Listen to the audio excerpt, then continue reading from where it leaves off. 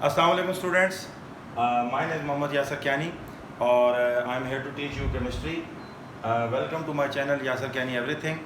आज हम organic chemistry के इंट्रोडक्शन वाले चैप्टर का सेकंड लेक्चर लेंगे और इस सेकंड लेक्चर के अंदर हम कुछ चीज़ें स्किप भी करेंगे क्योंकि जो हमने पहले चैप्टर में पढ़ ली थी, तो हम इसे लेते हैं आज nature of unique nature of carbon के इससे।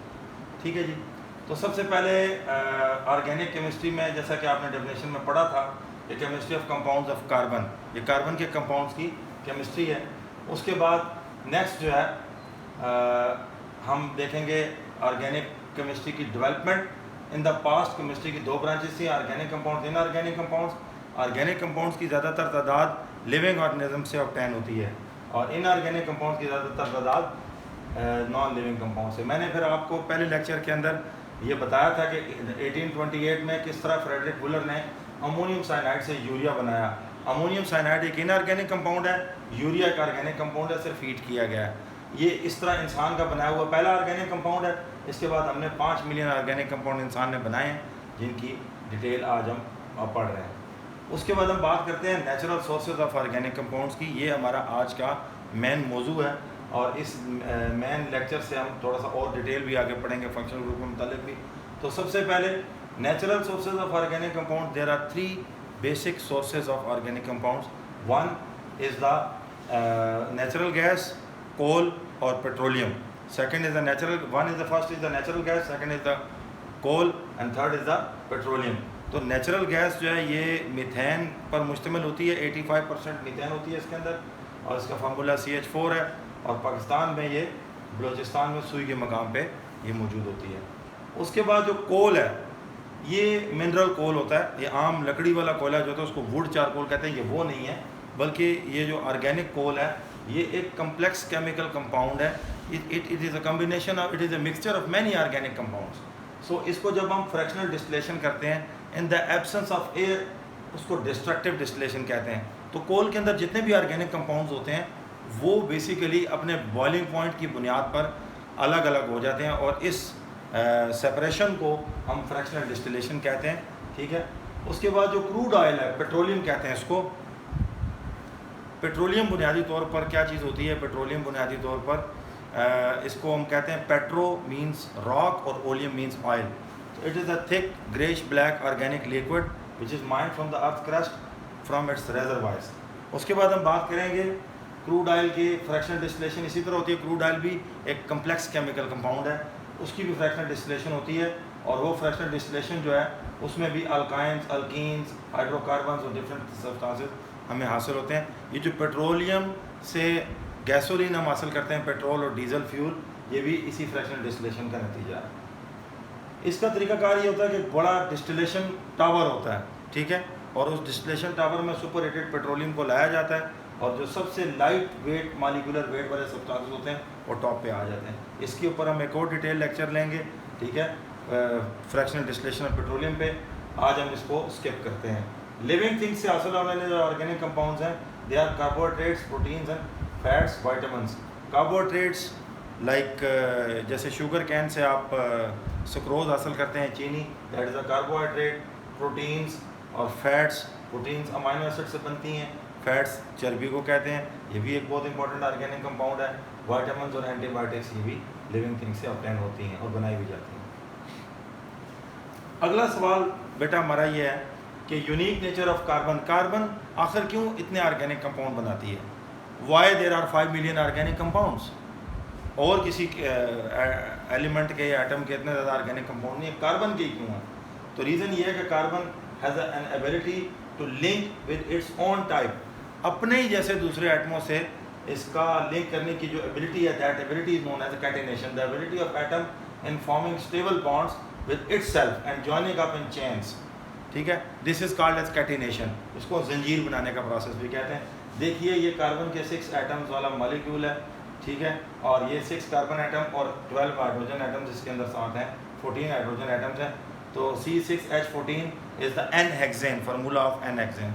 इसे आप C6H14 भी लिख सकते हैं और ये इसका स्ट्रक्चर फार्मूला भी है। इसी तरह ये ब्रांच 2,2-डाइमिथाइल 2,3-डाइमिथाइल ब्यूटेन है और ये साइक्लोहेक्सेन है। ये हम कल पढ़ चुके हैं साइक्लिक ऑर्गेनिक कंपाउंड्स के मुतालिक। नेक्स्ट जो है वो हमारे पास ये है कि दूसरी वजह क्या है, why the carbon form stable bonds with itself, because carbon की जो ग्राउंड स्टेट है वो 1s2 2s2 2p2 है, ठीक है, और ये इसकी एक्साइटेड स्टेट है। तो चूँकि इसके अंदर ये नंबर ऑफ अनपेयर्ड इलेक्ट्रॉन्स आप देख सकते हैं कि there are 4 unpaired electrons, so it can make 4 bonds. इसके अलावा कार्बन मल्टीपल बॉन्ड्स भी बनाती है, ठीक है। देखिए कार्बन कार्बन डबल बॉन्ड भी है, ट्रिपल बॉन्ड भी है, कार्बन नाइट्रोजन ट्रिपल बॉन्ड भी है। तो देखिए कार्बन अपने ही जैसे कार्बन एटम के साथ सिंगल बॉन्ड भी बना रही है, डबल बॉन्ड भी बना रही है और ट्रिपल बॉन्ड भी बना रही है। तो ये यूनिक नेचर जो है कार्बन का, ये फीचर ये किसी और एलिमेंट में नहीं है। अच्छा जी, उसके बाद इसे हम स्किप करेंगे जी, एग्जांपल को, इस चेक पॉइंट को भी हम स्किप करेंगे, ठीक है। अब हम बात करते हैं फंक्शनल ग्रुप्स की। फंक्शनल ग्रुप क्या है? This is the functional part of organic molecule. Organic molecule की ख़ास नेचर ये है कि ऑर्गेनिक मॉलिक्यूल जो होता है वो पूरे का पूरा रिएक्शन में हिस्सा नहीं लेता, बल्कि ऑर्गेनिक मॉलिक्यूल का कुछ पार्ट रिएक्शन में हिस्सा लेता है और जो रिमेनिंग पार्ट होता है वो सपोर्ट करता है बाकी मॉलिक्यूल को। इसलिए वो ऑर्गेनिक मॉलिक्यूल का वो portion, the part of organic molecule which is responsible for its special chemical characteristics is called as a functional part and that is called as a functional group, ठीक है। तो वो atom और group of atoms that effectively determines the chemical properties of an organic compound. तो बहुत आसान definition है functional group की, ठीक है, कि the functional part of organic molecule, the part of organic molecule mainly responsible for it's chemical characteristics, ठीक है जी। आगे चलिए, इसमें हमारे पास देखिए फंक्शनल ग्रुप्स कौन कौन से हैं। अब ये इथेनॉल है, ये अल्कोहल की एक एग्जांपल है। अब ये OH जो है that is the functional group, ये क्या है? फंक्शनल ग्रुप है। अब अल्कोहल की जो केमिकल प्रॉपर्टीज हैं वो इस OH ग्रुप की वजह से हैं, वो किस इस OH ग्रुप की वजह से हैं, दैट्स वाई ये अल्कोहल के ग्रुप को शो करता है। अब इथेनॉल, प्रोपेनॉल, अब प्रोपेन 3 कार्बन वाली चेन को कहेंगे और ओल इसका नोमेनक्लेचर है। नोमेनक्लेचर हम पढ़ेंगे, अल्कोहल्स का पूरा चैप्टर है वो पढ़ेंगे, ठीक है। आगे हमारा 17 और 18 चैप्टर है, उसके अंदर हम अल्कोहल की डिटेल्स पढ़ेंगे। अभी सिर्फ आपको ये जानना है कि जब ऑर्गेनिक मॉलिक्यूल के साथ OH लगा हुआ हो, हाइड्रोक्सिल ग्रुप लगा हुआ हो, तो that group is also known as the alcoholic group. और नाम के साथ ओल लगा हुआ है। अब ये प्रोपेन 1 ओल क्यों है? 1 इसलिए है कि ये नंबर 1 पोजीशन के ऊपर OH ग्रुप है, वो पोजीशन हमने मेंशन करनी है। ये जो नोमेनक्लेचर के रूल्स हैं ये भी हम आगे पढ़ेंगे, सो परेशान नहीं होना। अच्छा जी, उसके बाद आगे चलिए, ये देखिए हमारे पास क्लासिफिकेशन ऑफ ऑर्गेनिक कंपाउंड्स में ऑर्गेनिक कंपाउंड्स की ये फैमिलीज हैं, alkanes, alkenes, alkynes, aromatic hydrocarbon और हेलो अल्केन। सबसे पहले ये देखिए अल्केन क्या होता है। अल्केन सैचुरेटेड हाइड्रोकार्बन्स को कहते हैं। ये वो हाइड्रोकार्बन्स होते हैं, hydrocarbon is the organic compound जिसमें सिर्फ कार्बन और हाइड्रोजन होगी, ठीक है। तो उनमें अल्केन्स वो हाइड्रोकार्बन्स होंगे, ठीक है, जो जिनके अंदर सिर्फ सिंगल कोवेलेंट बॉन्ड होंगे, there is no double bond in them. दूसरी इनकी निशानी ये होगी कि ये सॉलिड एट रूम टेम्परेचर होते होंगे। और तीसरे इनका जनरल फार्मूला है CnH2n+2, ठीक है। CnH2n+2 will be the general formula of them, ठीक है। Cn आप लिखेंगे अगर तो उसका मतलब है carbon n number of carbons है, H2n+2 तो आप हाइड्रोजन के अंदर कार्बन से डबल तादाद लेंगे और उसमें 2 ऐड करेंगे, ठीक है। अल्कीन्स वो हाइड्रोकार्बन है जिनमें डबल बॉन्ड हो, एक डबल बॉन्ड भी हो सकता है, 2 डबल बॉन्ड भी हो सकते हैं, ठीक है।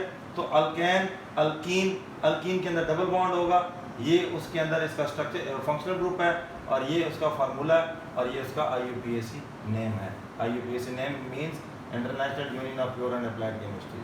तो इथीन 2 कार्बन वाला है। अल्काइंस वो हाइड्रोकार्बन होते हैं जिनके अंदर ट्रिपल कोवेलेंट बॉन्ड होता है, ठीक है। तो ट्रिपल कोवेलेंट बॉन्ड वाले को अल्काइंस कहते हैं, ठीक है जी। और अल्काइंस के अंदर हम ट्रिपल कोवेलेंट बॉन्ड की वो लेते हैं। अल्कीन्स जो होते हैं ये रूम टेम्परेचर पर लिक्विड होते हैं, ठीक है। जैसे जैसे आप देखते जाएंगे इनके हायर मेंबर्स तो उनकी फिजिकल प्रॉपर्टीज़ भी चेंज होती जाएंगी, ठीक है। मसलन उनकी जो रूम टेम्परेचर के ऊपर सॉलिड होना या लिक्विड होना या गैस होना, दैट डिपेंड्स अपॉन कि उनके अंदर कार्बन एटम्स कितने हैं, ठीक है। इसकी हम डिटेल से अल्केन, अल्कीन और अल्काइन का अगला हाइड्रोकार्बन वाला एक चैप्टर आएगा, उसमें हम इसकी तफसील पढ़ेंगे, डोंट वरी।